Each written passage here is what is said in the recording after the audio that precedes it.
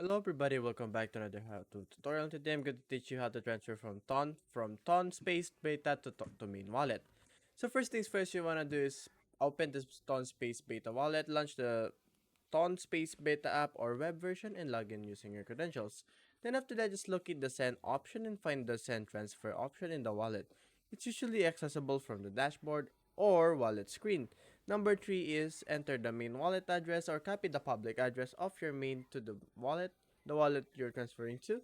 Paste this address into the recipient field in the Tonspace Beta wallet. Then after that, just specify the amount.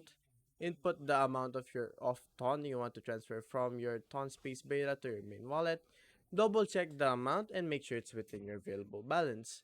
Confirm the transaction details, review the recipient address and amount to ensure accuracy. Some wallets may prompt you to add a memo or note, optional.